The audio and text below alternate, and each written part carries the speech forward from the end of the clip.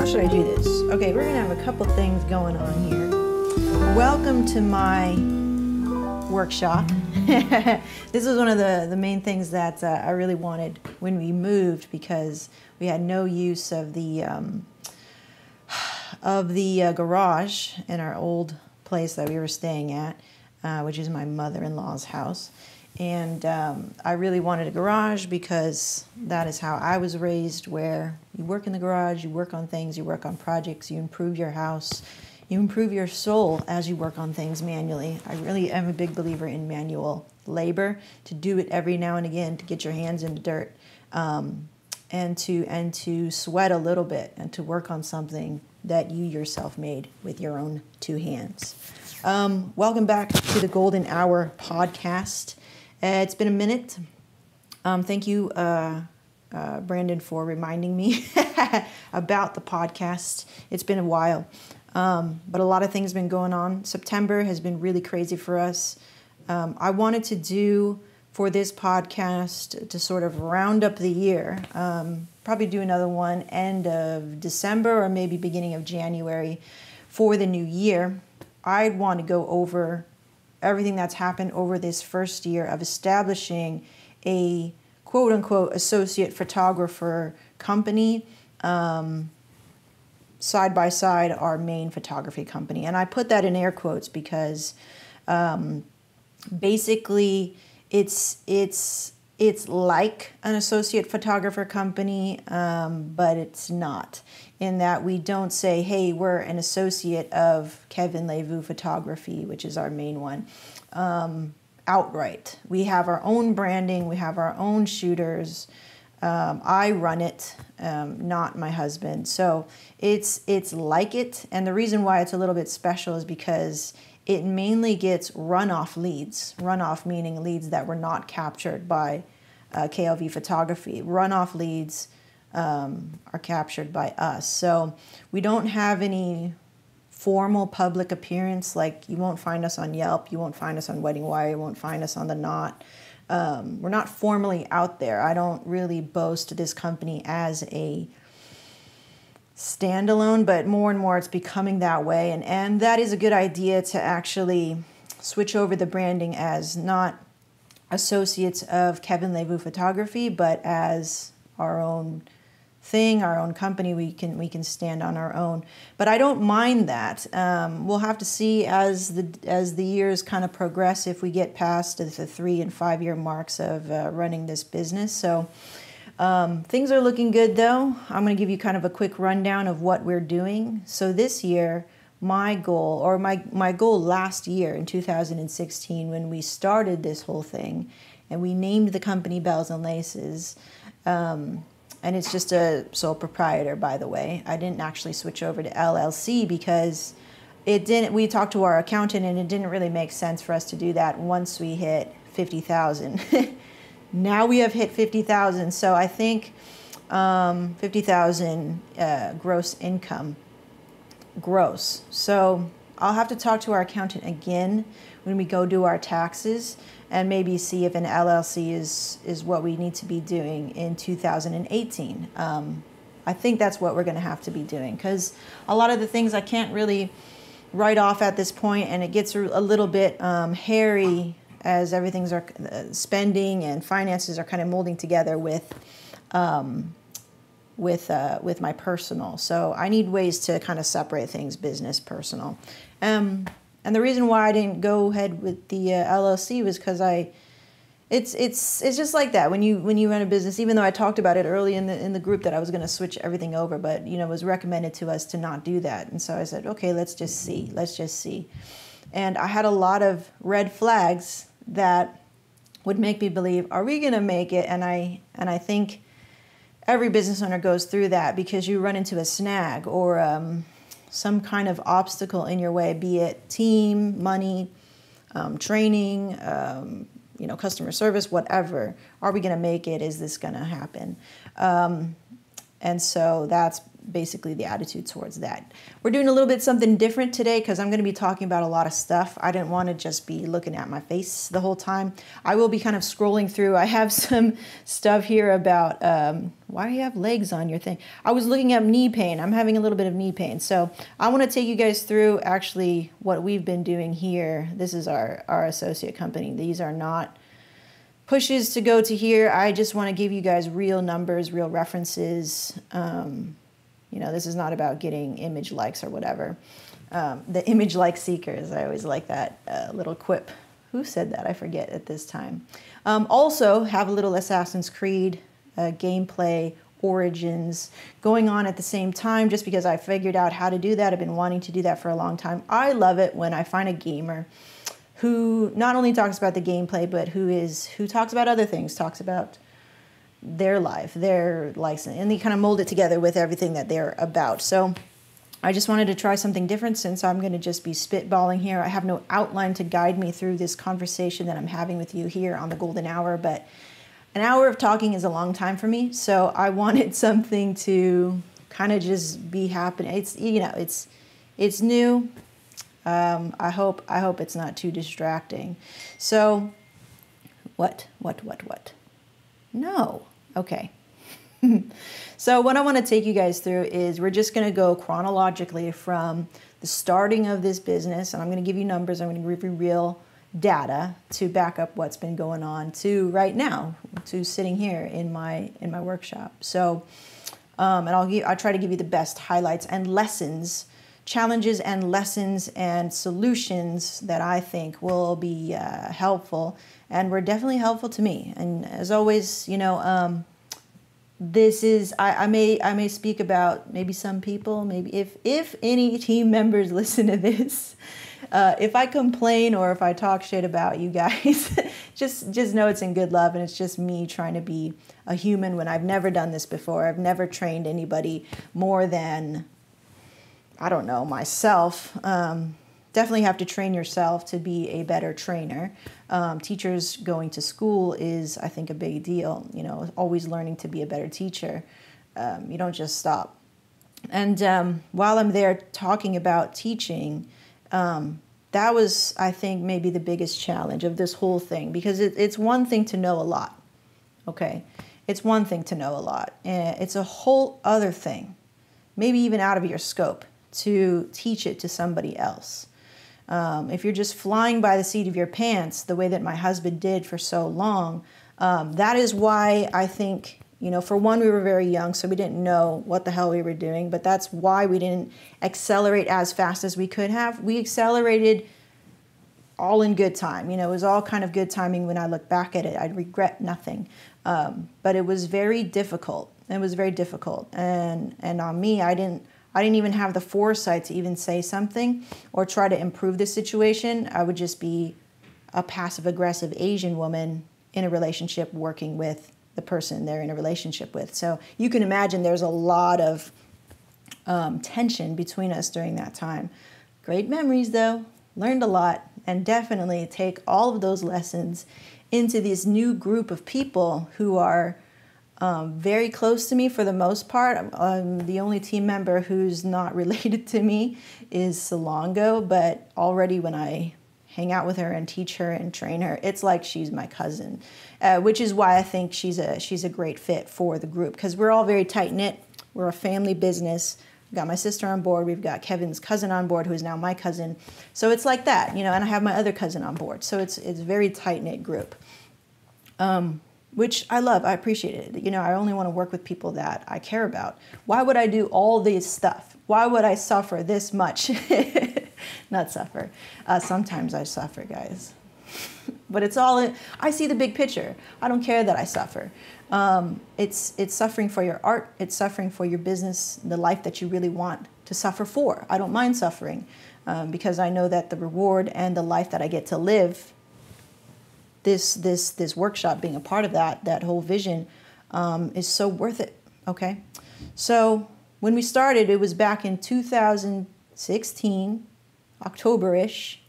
October-ish. We were just naming the company, and actually, I had just booked somebody, had a sit-down meeting with them talked him through. I was a little nervous. I haven't been in the meeting consultation arena with a client in some time. I used to do it side by side with Kevin, and that's how I learned how to sell, how to close. I used to do that for years because clients love that. They love a couple. They love a couple who's gonna marry them. You know, that was a wonderful way to kind of sell our service when we weren't even engaged yet, when we weren't even married yet. So we really we really put the business above so many things. But it actually, I don't know, it all worked out. It all worked out. So October, book like 1 or 2 clients under bells, and we're like, okay, cool, it's working. And you know, when you book one, you think, oh, dude, we're gonna make it, and no problem, it's so easy, la la la. And then the holidays come. Nobody books during the holidays because it's the holidays and everybody's saving their money for Christmas gifts and possibly taxes and whatever, right? Nobody really wants to buy anything outside of buying gifts for their family and all that stuff. So that happens. January rolls along, and then we book like 8 or 4 or 5, something like that. Actually, let me give you some real numbers. I'm just spitballing here. Hide my monitor. Let me show you something here. This is Dubsado. And this is where I keep all of our clients, our leads, and everything like that. It's a wonderful piece of software, a web application.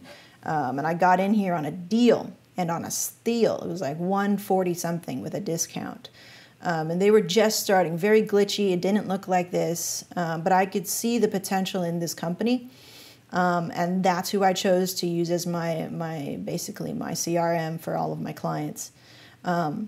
But here we go. So we're getting leads in, and like I said, these are runoff leads for when our main company either cannot book these people, we are unavailable, or we just don't want it. So whatever, right? Whatever the reason. So here's all of the jobs. So if I go to all, you can see all the weddings here. I think there's no need to. I think I'll just blur out the prices. I think that would be smart for me. But here's the first wedding that we booked. It was in May. And so when you're a new company and you're cheaper, right? You're on the cheaper end. You're not on the higher end of the price spectrum. You can actually book a lot of people who are last minute brides. Those are usually lower end of the spectrum in terms of how much they're spending on their wedding as a whole. So we are in the, I would say, not the too lower end, like not at the bottom, but we're like maybe lower middle class in terms of, or middle class in terms of pricing in the whole scheme of wedding photography in California, which is very expensive, right? People are spending upwards into 30 grand on their wedding. No sweat. Okay. First wedding, Sue and Andy, their wedding was in May. So it's coming up real quick. You see how close that is? So I think we booked them probably in January. What's it say? January, when did we sign this contract? I don't have the full, I know exactly when. I can go look it up, but that's not something I want to do right now. So, here. Booked them in February, contract for Sue. So February right here. This is great. It keeps track of all the emails that you send out, not particularly what you receive, because it integrates with Google and you can straight up respond from Google. But when you respond from Google, it won't show up here. They do have a way of doing that, I think, here in this new feature called Inbox. But I'm not really used to that yet, and it looks a little wonky to me. I don't really like that layout. So I either just send all of my official emails in here, and responses can still be seen in Google or in Gmail, excuse me. So booked them in February, weddings in May, right? That's pretty close. So a lot of our weddings were going to be like that. I'm totally fine with that because it's runoff. You know, we already have a main income stream coming in. So anything more than this is helping us pay for mortgage, bills, things like that, Melrose and property tax here. in this new home of ours. So this was a big deal, for us. Bells and Laces had to be successful because I want to stay in a home and be able to be separated from that old life that we used to have, which was, it was really a pain. I don't know, like for me, maybe for some people, they can refugee it with a bunch of roommates, but that's not the life I want, and life is really short. So I really just don't care. Like some people can rent, some people can do all that, some people can have children. I want exactly what I want, and I think that's my right to invoke that. So, I mean, it's not that I'm angry about it. I just feel that I always kind of have to justify it because there's this kind of look upon millennials like, well, we're entitled and everything. I don't think we're entitled, some of us. I think maybe we're just more aware of a better life and we're willing to work for it. That's it. That's all.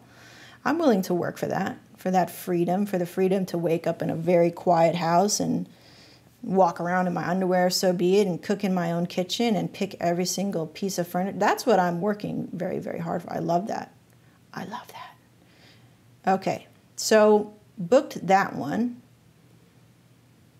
right? Booked that one in February, and they were all kind of like that, really kind of close to the wedding date. The reason why I point that out is because you want to look for trends in how you are acquiring your leads and how you close your leads. And how would you be able to use that information to market to them? Last minute wedding, last minute bride, last minute, whatever. I'm more than happy to accommodate that side of the market. They will be lower end, most likely, because they're going to be elopements or whatever. But the clients are almost always really, really nice. They're not bridezillas and groomzillas because they're not spending 50, 80 grand on their wedding. They're not having it at the Vibiana or Cicada Club or the Jonathan Club, or they're not from downtown LA. They're from places where I would grow up, like around the corner. So I love that. I'm more than happy to fill that. We're more than happy to fill that space in the industry. Okay, so a lot of these guys like that, and I love it. They're so sweet. We haven't had any clients that have been too crazy. It's more like the client's guests that can be kind of crazy or unruly and rowdy, and that's fine. I have my ways of dealing with that. But my goal for this year of 2017, and a really good test for us, are we going to make it? Is this a good idea? Is this going to work for us? Is this going to be a viable income stream for us and for me to really focus on as somebody who's just, okay, jack of all trades, master of none. I'm not the main breadwinner, but I would love to be equal at least in my marriage in terms of providing financially. So my goal was 10, right? How many did we get? Let's count. I love seeing all these green bars. I'm not keeping all this, right? I got to pay my team. I've got costs and everything. Pretty crazy costs in this first year. But I love seeing these green bars.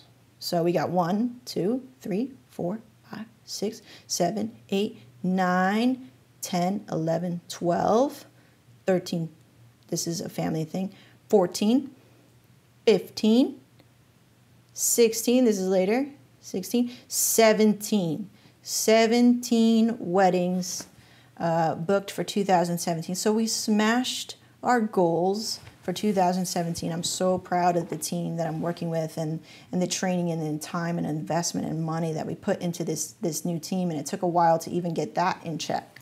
There was a couple of things that I think that you definitely need in order to run a successful photography company. One, hands down, you got to have a great portfolio, okay? Because even if you sell yourself not so well in the consultation, if the portfolio is really good, I'm sure they'll I guess they'll be more forgiving if you kind of stumble on your words or you're not slick with your pitch or presentation or whatever, right? Like if they really want to work with you and you have really good work at the venue that they want to get married at or a similar one, it's not I think it's not too hard. Yeah. So, what was I saying? I got sidetracked. All these green bars sidetracking me. You got to have a good portfolio, right? Second thing is, heading on over to the closing the deal part. Closing the deal. Always be closing. That's that famous phrase, right? You're always closing. And how I interpret that and how I fit that into how I run things here is there's a lot of touch points with the client before they actually sign the contract and pay you that deposit. Those are all opportunities to close in that, the way that you respond, how fast you respond, how professional you are, how transparent you are, how knowledgeable you are, how much experience you have when shit hits the fan.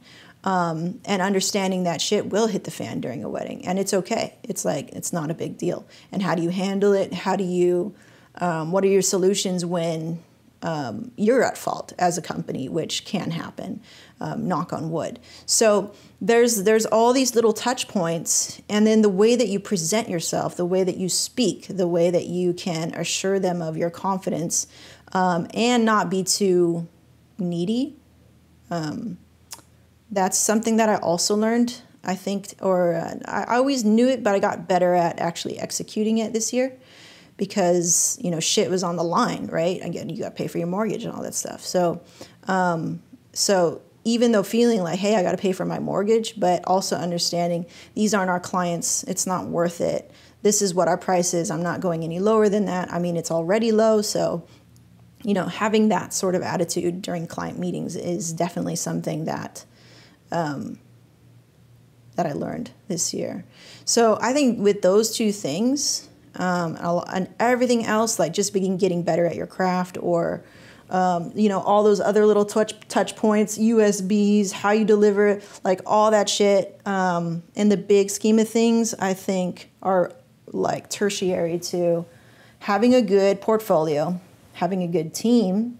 Whether that's just, if it's just you still are like a team within yourself because you wear a lot of different hats, so having a good team, even just by yourself, you have to be a good documenter, you have to be a good marketer, you have to be a good social media person, you have to be a good shooter, you have to be a good customer service person. So having a really tight team, even it's with yourself or it's with real live other people that you have to manage, I think is really important. And will definitely take you through the ages of wedding photography. So if we go on through here, some of the major things that I ran into, the challenges that I ran into were planning engagements for the first time because I've always been a second photographer. Okay, so in the scheme of things, there's a lead or a primary, and there's a second. Second doesn't mean less than, because they do just as much. The pay difference between a lead and a second has always been something kind of iffy to me. But there is a reason why, and the way that it's set up in our company is that the lead is being paid whatever they're being paid for because they're running the show. And if anything, we look to them as the leaders. We look to them to handle it. We look to them to get the backup shots. We look at them to make sure that the whole wedding goes off without a hitch. We're getting all the shots. They're communicating with their second to help them. And so that's the difference between a lead and a second. They're both equally capable with the camera and with their skill. But it's the responsibility and the weight of the day that falls to the lead, and that's why they get paid the most. Among other things, their creativity, what they do with the bride. The bride is the highlight of the day. If you cannot highlight the bride in a way that is acceptable or excellent, then you shouldn't be a lead. So there's all these little things that kind of go into making a wedding happen. And I didn't realize that until I started shooting or until I started teaching. Because when you shoot and you just do the do, you just do. So it can get away from you at how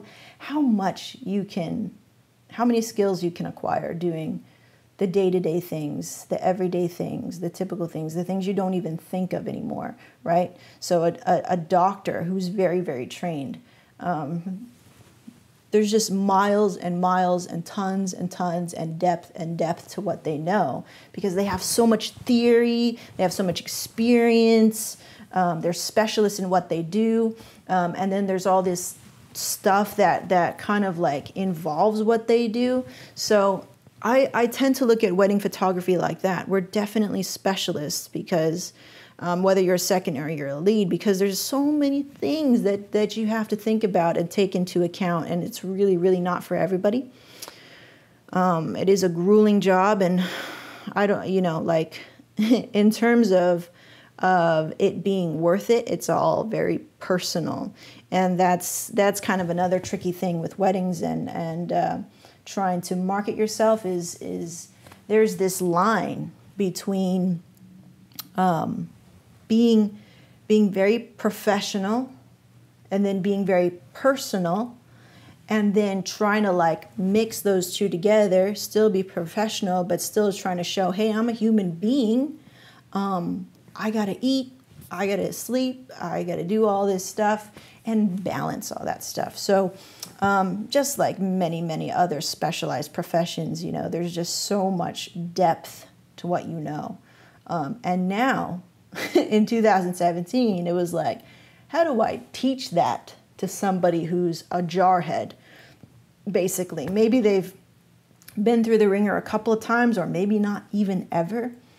How do we bring this down to this, and then this, and how do we take apart the castle, all these bricks that have been laid down after the years, after the mistakes, after the whatever, all these years of laying down bricks, and you have this beautiful castle, and now you're like, how do I take apart this castle and show you all the facets of each one of these bricks, so you can understand the meaning and the reason why this brick is here and why it supports this and why the other bricks are below it. You know what I'm saying? You getting my castle metaphor? And so it was such a task. And a lot of the time, I didn't have too much help with it. There was a lot of spitballing with Kevin, but he's not a very... Sometimes he can be a very good teacher, and then sometimes totally... just like me. Like, I will say something but not cover certain things to help you get to that lesson. So there's all these and then everybody learns at a different rate. Everybody hears what you say differently. Everybody sees what you post, what you teach differently. That's a task, okay? So a lot of the challenge of this year was dealing with the personalities of each of these different people, and some people stayed on and some people didn't. And then figuring out, oh man, I gotta start all over with a new person. And it is very jarring to be doing that over and over again, and to be feeling like, am I gonna have to keep doing this every single time? Am I repeating myself? Why am I repeating myself? Why is it when I ask a question or when I tell you to do something or I give you directive, it isn't done? How do we now get from why is it not done to what's the solution, and getting to the solution a lot faster, right? So there's something that I definitely learned in terms of training, learning in school, learning in the classroom, to execution, to feedback.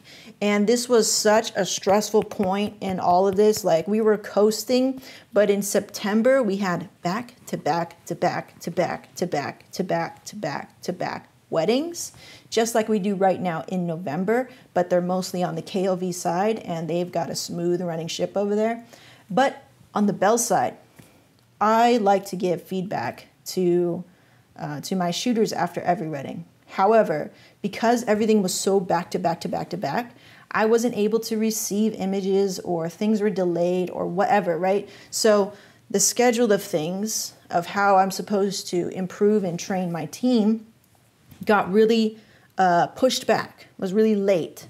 And so by the time I could actually see the images and give feedback, the month was done, basically. So I learned I learned a big lesson there, that it's always about communication. It's always about scheduling, just like a wedding.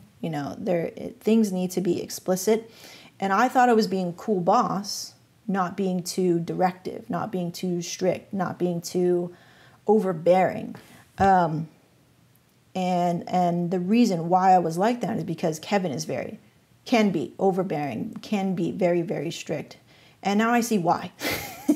It's so that he can physically and consciously and safely know firsthand that his product at the end of the day is delivered exactly the way that he wants it. And that's the attitude that brought us to where we were, or to where we are, when it was just him and I. He was very strict about what we put out, how we present ourselves, all that stuff. And we were seen as far more adult and mature than how old we really were, 22, 23, 24, like that. So I see that now. I recognize that now. I want to be a good balance in between. I don't want to be too overbearing. It's not my style, and I don't like it. I don't like that when people do that to me. That's why we don't shoot together. So I want to have a good balance, and I think it's great to be a little bit overbearing in the beginning, because you're just kind of figuring it out. Everybody's figuring it out. Everybody's figuring out what's it like to work with this other person. The trade-off for them is, hey, they come do the shooting. They do the fun part, depending on what client you get, right? But they don't have to market. They don't have to close. They don't have to email correspond. They don't have to plan. They don't have to research. They can research on their own terms if they like, but they don't have to. They don't have to train, So there's, and capturing the lead, that's like the most important part. They don't have to do that. They don't have to do any lead capture. They just come in and shoot, and they get a fraction of what we make, right? So I think it's a pretty good trade-off. I think it's a pretty good deal. It's a cohabitating experience for all of us. It's a mutual benefit for us. So those were the biggest challenges. And as I look at all of these weddings, I'm very proud of them. There were times I had to be very tough. I had to be so tough on people like my sister, for example. I'm tough on her regardless. But I had to be tough on people that you just normally wouldn't have these types of conversations or feel the type of way that you can feel when you're frustrated, when you're at your wit's end, when you're really worried that, man, am I wasting my time training this person? Am I not being smart about running my business, staying with this person? All these questions run through your head when you are the owner of a company, because like I tell my team, everything is my fault when things go wrong. Everything's my fault because I am the owner. So yeah, you have to be very vigilant. And again, I don't mind. I really don't mind doing it. I think I've had a really great lesson in being very frustrated with the behaviors, but not, and making that separation between, being mad at the behavior and being mad at the person. I'm definitely not mad at the person when things go wrong, or when I'm disappointed, or when I'm frustrated. I think it's a great place to be in, because it's such a skill.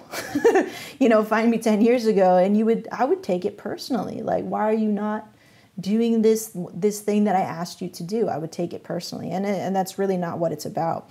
And again, I slave, and I work, and I train, and I put up material, and I find ways of creating an atmosphere. I find ways of creating an atmosphere that will help these people be better at what they want to do.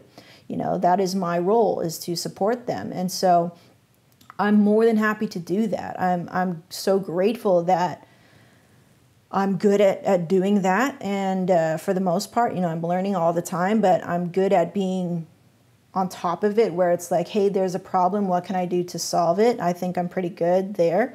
And then making sure that I communicate that to them. And as we get each wedding, we've never had any complaints from any clients. They love their images.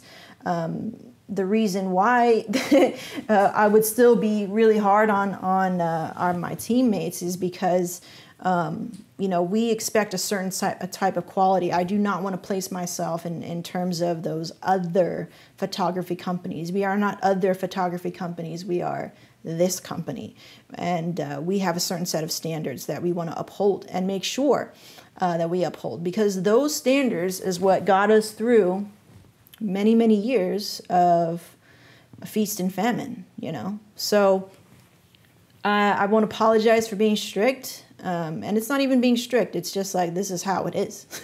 This is how it's going to have to be in terms of creating excellence. You cannot have excellence without hard work, and that's what we're going to do. So in the coming years, 2018, my goal is 25 weddings. So I would love to alleviate some of the pressure from my husband, who's been working so hard these last couple of years, saving up to buy this house, to put this down payment on the house. And now, I would love to do that. That's what I want to do. And of course, provide jobs for our team, and be able to raise our prices in the time being. So good things are coming. Another thing that was a challenge, website. Not challenge, but something that I did love, actually. Love, is this theme called the X theme, which we put, I was able to produce very quickly about getting our portfolio online and looking good. So aside from having a good portfolio, it's how do you present this portfolio, right? How do you present your work? So it took me a while to get to this final iteration, but I basically modeled my husband's website because I wanted it to feel very much like his. Because, as I said, our leads are runoff leads, some from KLV. I wanted it to seem familiar but different, if that makes sense. Familiar but different, okay? Little fun fact, I hand-scribed this word photography. I got it in one shot on the iPad. I got it in one shot, and I designed it myself right here, bells and laces. So I'm proud of that. That's a little secret between you and me. Okay, so I didn't make it too much like Heaven's, like I said. This first image, this first slideshow, I wanted it to feel like Heaven's. But for the most part, we get down and down into what I think people really want to see, which is that we edit our own work, we deliver it digitally, and we are budget friendly. So I really wanted to kind of highlight that. That's not something that a normal photographer would want to say, I think. They would want to shoot for those upscale high-end weddings. They wouldn't put this in their SEO, basically. But I don't mind. So here's our recent collections. I just lay them out like that. Our team. This is our team right now. Our solid team. Thank you, everybody. And then the contact form. Very simple. So I use the X theme. Really easy to learn. They just made a couple of changes that I'm not really fond of. I like the simpler version better. Simpler is always better. Less is always more. But they use this plugin called Cornerstone. It's a drag and drop kind of deal. And that's how I do it, So I have an about page, I have a gallery, and I have a contact form. It doesn't get too fluffier than that. I do want to make some changes. So in our About page, because we have two lead photographers, Jonathan and Michelle, clients actually meet with me. So they don't meet their lead photographer outright, which is very different, right? And I do understand that weddings are very personal, and they would want to know who their lead photographer is. So I'm actually going to be creating, pages upon Mel's in here. Hey, Mel. Every now and again he comes along, but he's not a regular character. He's so busy. He's actually a very accomplished videographer.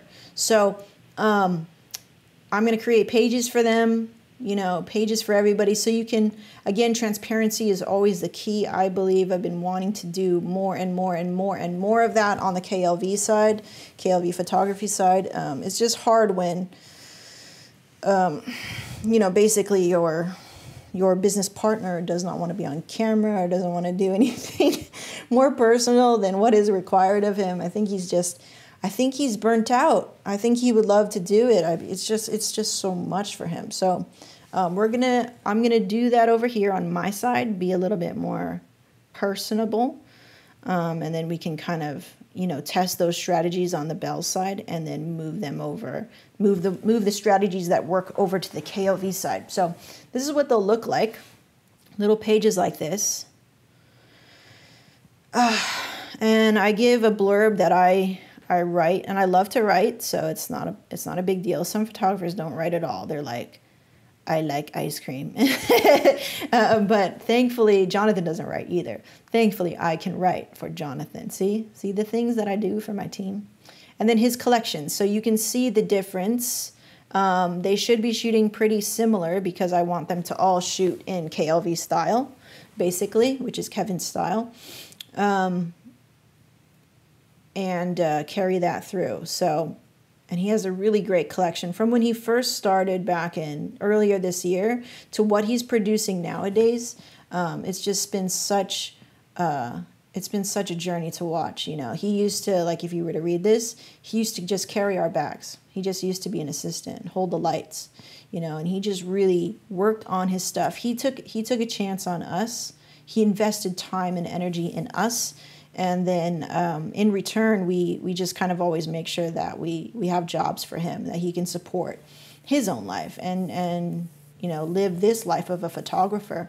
And I'll be creating more little video episodes, episodic things on these guys because I want their stories, each one of these guys' stories to be heard, mine as well, so that clients can get to know who we are as people and not just look at us as, a generic photography company that shoots generically. I do not want that. So I'm an artist. We're all artists for the most part, and I want it to be portrayed as such. But look how cute this dog is. And if you can believe it, okay, John is so skilled that in a 30-minute session, 30 minutes, okay, and that's not too long, at a public place with a dog, he was able to capture 200 solid images of this couple. Look at their flannels. I put these guys on blast because they're really cute. Look at this. His name is Benji. That's skill. That is what I want. He's worked so much with Kevin because Kevin is very skilled and very quick with what he does that he's adapted almost. He's really close. He's really close to how my husband works, which I love. I love it.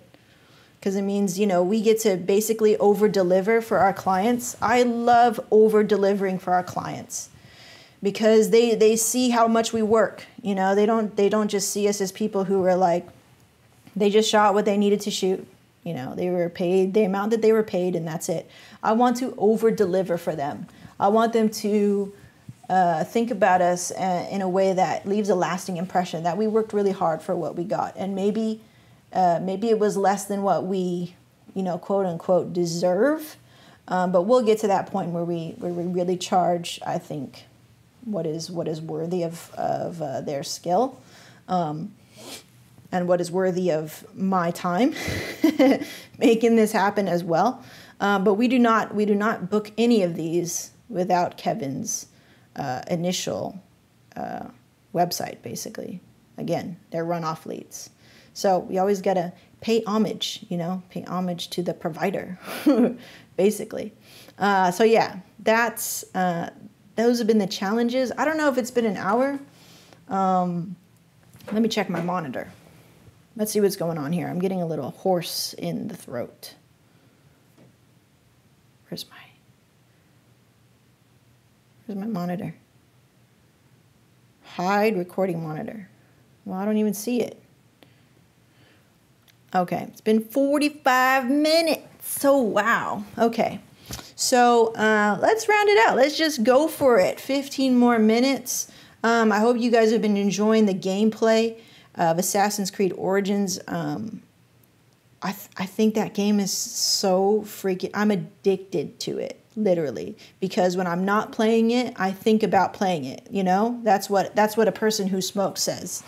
When I'm not smoking, I think about my next cigarette. That's how I think about this game. That's how crazy I am about it. And there's so many games coming out that I'm so excited for, because when we slow down in December, oh, see here, this is what it looks like. This is how you design it. It's so awesome. Oh, there's so many good games coming out, guys. It's so cool. And then, yeah, like we were able to book 17, right? What'd I say? 17 weddings without Yelp, without Wedding Wire, without I didn't spend any money on ads. It's all runoff. It's all me being in there and closing the deal personally, talking to them. And I closed like maybe 4 weddings over the phone. You know, and I didn't think I was very good at it, but I believe my first wedding was, or my first phone consultation was really kind of shitty, I believe. Yeah, have you seen this? So it was really kind of shitty, so I really, you know, I honed up on it. I honed up on it, and the next 3, I was just like booking them, you know, for people who live out of state. And these people, it's easier to book them, I believe, because it's last minute, they're in a rush or whatever. And I'm like, sweet, if I can just convince you that we know what we're doing, even though we have basically no reviews, no proof that we can do the job well. I think I can attribute a lot to that. So I got to give myself props for that one, guys. Here's a new thing I'm doing. I'm getting a little bit more candid, a little bit more raw with our vlogs, because I miss vlogging like on my own. I love to vlog. It's just, I don't know. I feel like I'm wasting my time because I should be vlogging and marketing at the same time. So while I would love to make vlogs about like our daily life over here, it's not fair for me to do it. I should be using that time more wisely. So what I do is I come out to weddings when I'm not shooting, or if I'm not training, or actually I'm always shooting and I'm always training, but I shoot behind the scenes stuff like this, and I use it in a way to tell a story of what happened during the day, and try to give a little bit more transparency to what we're doing. That way clients can be like, okay, cool, I want to have my wedding at Friendly Hills Golf Course. What's that look like? What's it like? What kind of images can you produce if we have our wedding there? Right, that's all any client is thinking. Are you going to make me look good? Right? Am I going to look good at this wedding if I hire you? You know, all that stuff. What if I have a cultural ceremony? Can you capture it well? Do you know how to tell that story? And a lot of clients don't know that they do want a story to be told about their wedding. They just kind of look at it on a micro level because they're not wedding photographers, obviously. So they'll give us a shot list. Get a shot of the rings. Get a shot of him putting the ring on my finger. Like, dude, you don't need to do that. But I don't want to say that to my client. I don't want to say, dude, client, you don't need to do that. I want to show them, right? I want to show them, hey, don't worry, we got everything. Okay, we're gonna get everything. All right. So no need to give me a shot list unless it's like a specific shot. In which case, you know, which I kind of have qualms with, because it's like, please don't tell me to do something cheesy. It's like, it's what you see on our blog is what you get. Okay, that's the whole reason why you would even hire us. Come on, be smart. Be smart. Some clients, all of my clients, very smart. Very, very smart.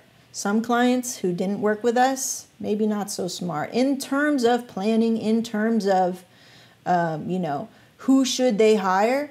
And I'll tell you outright, if we're not for you, we're not for you. I'll tell you outright. I'll go recommend you to somebody else, even though we're at the lower end, or the middle lower end of the spectrum in terms of cost. I'll tell you outright, because it's really not worth it, guys. It's not worth it to work with somebody you don't like, or who doesn't like your work. Like, duh. That happens sometimes. Like, I'll be sitting there in a consultation and the client's like, I think you should have used this lens. I was like, whoa. First of all, you know, work with somebody else, and thanks for dropping by. You know, style is very subjective. So don't go to a meeting. Don't go to a meeting if you don't like their work. Like, duh, right? I know I'm griping. No clients are going to listen to this podcast, but that's what a photographer is thinking when you meet with them. It's not just me, okay? This is what happens when I get on Facebook. Just start like everybody else. Okay, so as you can see, we barely have any likes on our Facebook page. I like barely do anything on Insta because in the scheme of things, it doesn't matter. It doesn't matter. It's nice. It's ancillary. So what I said, profile, portfolio, okay? And there's a whole shit ton of depth that goes to that, having a good portfolio. You know, having a style, I only can speak in terms of our work. It's really hard. I can't judge other people's work, but this is how we do it. You know, we have a style that we uphold, and I make sure, or I really try to make sure through training, feedback, immediate feedback with my team, and I'm always trying to constantly communicate with them, even how busy they are, that they need to rise to the level that I expect or exceed it. And that's it. So, like I was saying, good portfolio, and then how you close the deal in the meeting, right? How you close. Always be closing. If I can give you guys a couple tips on closing, I think I already gave a lot.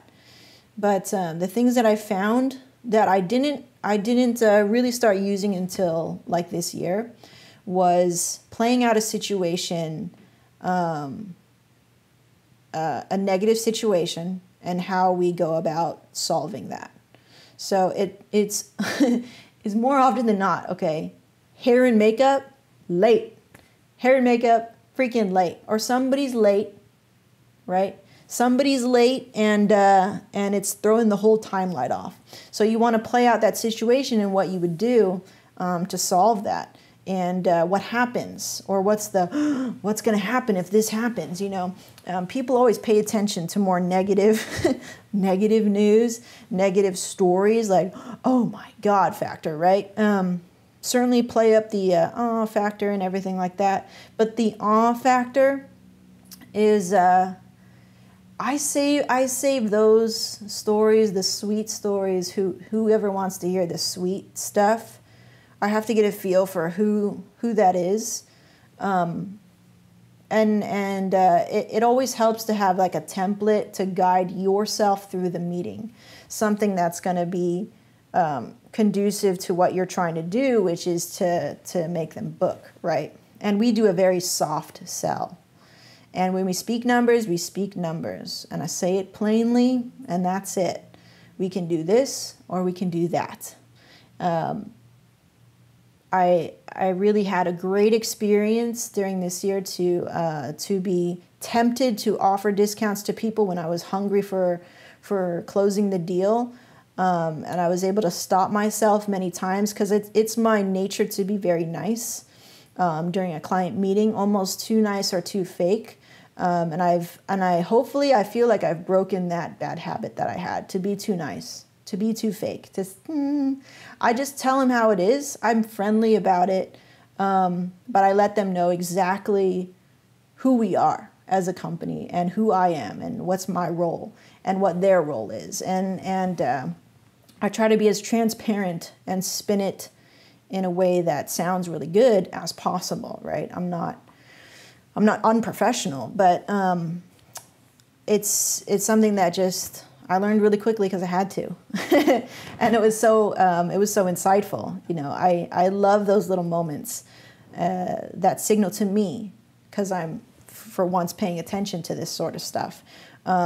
What's gonna help us? What's gonna help us book more leads and all that stuff? So. A little tip for you, when you're going in there every single meeting, you know, be hard on yourself, be your own worst critic in terms of closing the deal. You know, whether you meet them in person or over the phone or even over email, you can be very, you can still imbue a professional, friendly, knowledgeable tone about yourself through email. And email is the first place that you can filter who this kind of person is, how they put that first message in your message box when they inquire online, right? So a lot of things to pay attention to. Just know that it's one thing at a time. And that's something I tell myself all the time as well, is one thing at a time. Do it right, right? Do those one things at a time right. And if you got it wrong, and if you know that you rushed it, or you totally missed it or whatever, just go back and do it again. What's the worst that could happen? Stoicism. I'm a big believer in Stoicism ever since Tim Ferriss introduced it to me, and how to manage my anxiety, how to manage my frustration. I'm not a master of it. I love to use it as a tool to help me when I'm very, very frustrated, or very down, or worried that I'm not doing a good enough job, or feeling unworthy. Very, very helpful. Stoicism, all right? Look that up for you right here. Stoicism, all right?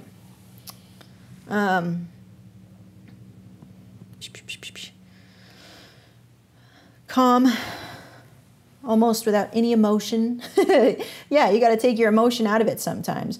When you are stoic, you don't show what you're feeling, and you also accept whatever is happening. It's like, okay, shit has hit the fan. I'm not freaking out about it. I mean, it sucks, right? My heart is maybe pounding a little bit because I'm having a physiological reaction to this. I'm upset. I'm angry. But I don't take it personally. I don't let it get in the way of seeing the big picture. One of my leads likes to use this word a lot, flustered. And when they get flustered, they can't see the big picture. And that is a mental training. So not only am I teaching these guys, hopefully teaching these guys how to shoot better, how to photograph better, but how to handle the stress of shooting better. That's my next task, So it's like you're a mom to all these children, albeit some are older than me, and some are really younger than me, or like my same age. So it's quite a task. But like I said, I'm so happy right now. I'm so happy to have those problems and to have those frustrations and to think back at those frustrations and laugh about it and smile about it, because I practice stoicism and I practice what I preach, and that's not easy. It's very difficult, in fact. And there will be moments where I'm beating the shit out of my chair because I'm so frustrated that the damn USBs will not work for my clients, and I had to eliminate them from the whole spectrum of what I deliver. Some clients were a little mad about that. Not mad, but just very disappointed. And I was sorry I had to take it out. It was a headache. But, I beat the hell out of my chair for you. Things like that, Actually, this is a really good reminder for me. So most of these people do not know what Stoicism is. I am going to teach them. See, thank you. Thank you for opening up that thing. So that was the golden hour, sort of all over the place conversation about it. I'd love to have somebody in here who I could bounce things off of. Can't be my husband. Jonathan should come on. We should chat together a little bit. Maybe not Jonathan. I don't know if we can have an hour-long conversation. We've never really done that in real life. Maybe my sister will come on. She would be the optimal person to have on. It'll be really good to check in with her. She loves to be, she has a really great presence online and on video. It'd be really good to get her perspective for me to learn how to be a better teacher, maybe in the beginning of the year. So I hope you guys enjoyed that for this Golden Hour podcast. Maybe you learned a little something. I hope you did. I apologize. It was all over the place. Please take what you can from it. Have a great rest of November. We have 9 weddings. 10. We have 10 weddings booked. From the KLV side has 8. Bells has 2 for November. Wow. Wowee. I'm very proud of everybody I'm very thankful. I give thanks to all of it, to the ups, to the downs. It's only going to get better. We have Christmas and Thanksgiving to look forward to, and then the new year, 25 weddings. I'll see you. I'll see you there. To my next 25, I already have 4, so I got to get 21. I got to get 21 weddings next year. I'm going to get 21 weddings next year. No problem, because my team is awesome. And they have a very caring business mom behind the scenes. So, yeah. Thank you for listening. Thank you for watching.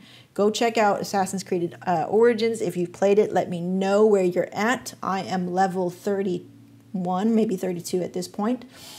And I'll see you guys next time. Have a great rest of the year. Maybe I'll jam in here before the new year. I have no idea. Brandon, shout out to Brandon for being an awesome hall monitor. An awesome hall monitor in the group. Thank you for letting me know when things are spam. Thank you for helping the other people in this group.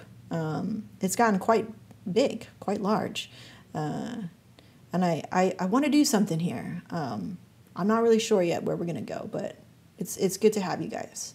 So that'll do it for me. I'll see you next time here in this new lab.